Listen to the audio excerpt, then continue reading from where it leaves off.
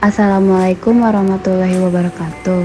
Kami dari kelompok 8 ingin mempresentasikan materi tentang Art Deco Arsitektur yang terdiri dari saya Anissa Amelia Rahma dan rekan saya Rizky Fauzi. Arsitektur Art Deco pada tahun 1925 sebagai acara peninjauan kembali terhadap pameran yang berjudul I Exhibition International des Arts Decoratifs et Industriels Modernes yang diselenggarakan di Paris. Lalu, pada tahun 1966, gaya desain diperkenalkan pertama kali dalam sebuah pameran yang berjudul Les Années 25.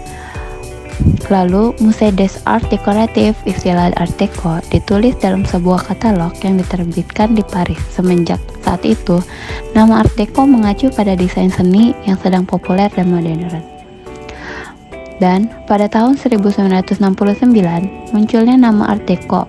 Pada beberapa artikel membuat namanya semakin eksis. Art Deco semakin mendapat tempat dalam dunia seni setelah terbit sebuah buku berjudul Art Deco karangan Bevis Hellier di Amerika.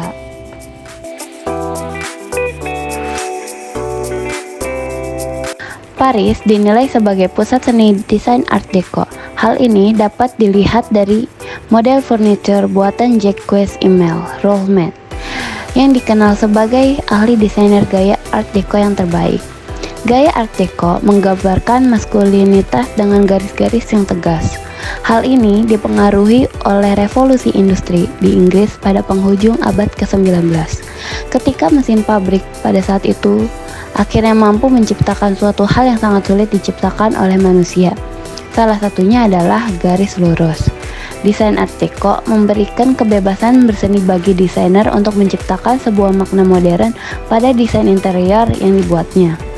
Modern dapat diartikan sebagai berani tampil beda dan baru, serta tampil lebih menarik dari yang lain dan tidak kuno. Semua hal tersebut diwujudkan dengan pemilihan warna mencolok, proporsi yang tidak biasa, penggunaan material terbaru, dan dekorasi yang megah. Tema-tema populer dalam Art Deco adalah trapesium, zigzag, geometris, dan bentuk puzzle. Ornamen yang digunakan lebih teratur dan menggunakan banyak garis atau kotak. Setiap negara yang menerima gaya Art Deco berkembang dengan sendirinya, memberikan sentuhan lokal sehingga Art Deco di suatu tempat akan berbeda dari Art Deco di tempat lain. Karakteristik dan ciri gaya arsitektur Art Deco. Yang pertama ada bentuk. Bentuk dalam gaya Art Deco pada dasarnya adalah geometris seperti persegi yang tersusun dalam suatu pola. Kemudian kesan rapi ini dilebur oleh unsur-unsur hias dengan bentukan melengkung, namun harus tetap menjadi suatu kesatuan antara bentuk dan hiasan. Yang kedua ada material. Bahan yang sering digunakan yaitu semen, beton, batu yang permukaannya dihaluskan, terakota, baja, dan aluminium juga sering digunakan bersamaan dengan blok kaca buram atau kaca dekoratif. Yang ketiga ada atap. Atap bangunan biasanya dihias dengan bentuk seperti menara untuk menunjukkan letak entrance agar lebih menarik. Yang keempat ada jendela. Jendela muncul sebagai bukaan dalam bentuk persegi atau bulat. Untuk menjaga aliran garis dalam bangunan, biasanya jendela diatur dalam pola horizontal menerus. Bukaan pada dinding juga sering diisi kaca dekoratif atau blok kaca untuk menciptakan kontras dengan bentuk yang kosong dan masif. Yang terakhir ada pintu. Pintu kadang-kadang dikelilingi dengan pilaster dan pediments. Pintu juga kadang-kadang dihiasi oleh dekorasi tertentu yang bervariasi sesuai keinginan arsitek. Contoh bangunan arsitektur Art Deco. Di Indonesia sendiri ada Solo Jebres. Adalah salah satu stasiun kereta api yang berada di daerah Purwodiningrat, Jebres, Surakarta. Stasiun ini dahulunya dibangun oleh Stadpoorwagen pada tahun 1884.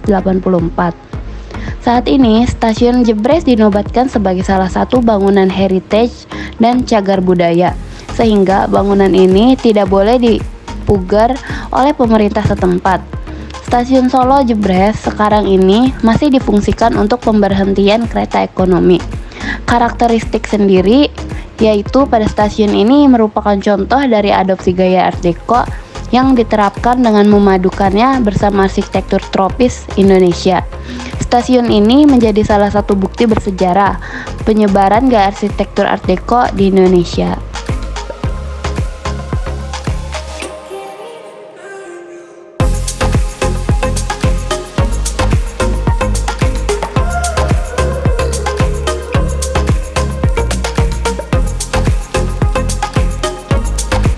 Di luar negeri sendiri memiliki contoh bangunan arsitektur Art Deco, yaitu Empire State Building di New York. Empire State Building memiliki bentuk yang paling konvensional dari gaya Art Deco. Desain gedung ini memiliki ciri khas arsitektur gedung sebelum Perang Dunia Kedua yang terletak di New York. Gedung ini memiliki bentuk bangunan seperti kubus dengan berbagai bentuk yang ditumpuk, dengan jendela yang tersusun rapih mengelilingi gedung. Bangunan ini memiliki bentuk yang lebih luas pada dasarnya dan mengerucut ke puncaknya. Bentuknya yang simetris dengan potongan garis-garis lurus dan jendela panjang merupakan ciri dari bentuk desain Art Deco.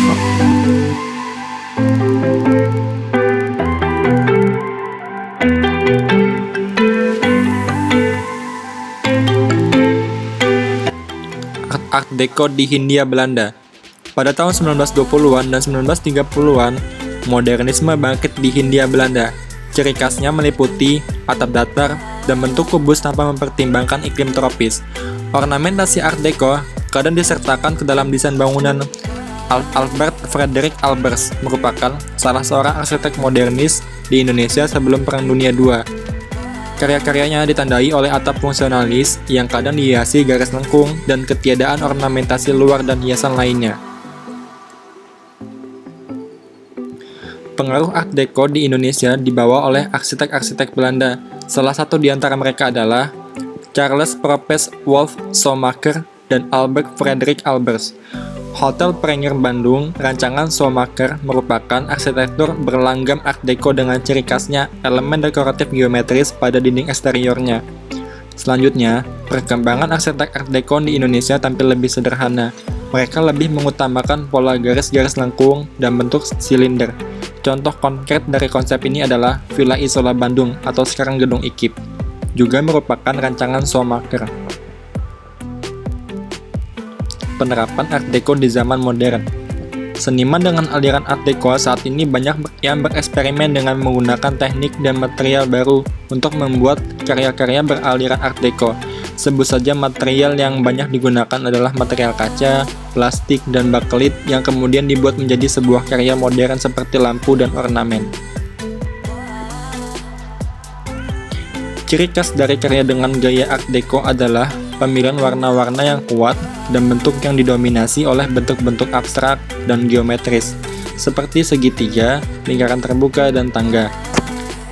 Namun ada juga seniman yang memilih bentuk, figur, dan tumbuhan yang dibuat dengan bentuk geometris. Konteks elemen-elemen yang diaplikasikan adalah elemen dengan format yang masih sederhana agar terlihat lebih kuat nuansa Art Deco. Karakteristik Art Deco yang dapat kita temui dalam bangunan dan rumah. 1. Ziggurat. Ziggurat adalah struktur bertingkat yang terlihat seperti tangga. Gaya arsitektur Art Deco sebetulnya terpengaruhi oleh gaya arsitektur purba dari Babilonia dan Mesir. Ziggurat merupakan sebutan bagi punden merundak dari peradaban Mesopotamia dan juga merupakan cikal bakal piramida Mesir. Yang kedua, sisi bangunan melengkung. Merupakan ciri khas yang tidak dapat dipisahkan dari bangunan bergaya Art Deco. Akan tetapi, tidak semua sisi bangunan menggunakan sudut melengkung, hanya satu atau dua bagian saja. Yang ketiga ada atap datar. Art Deco juga merupakan turunan dari gaya kubisme yang sangat mengagungkan bentuk kubus.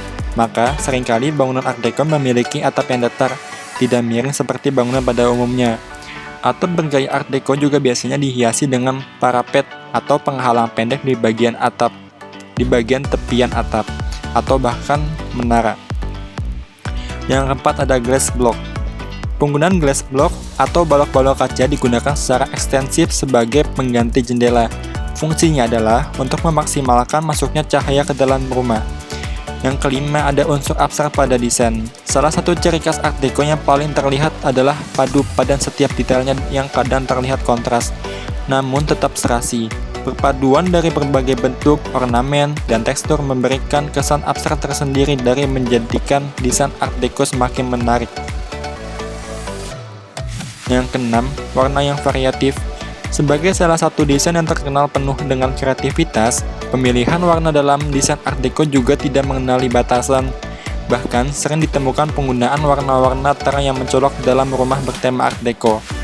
Yang ketujuh, material yang beragam.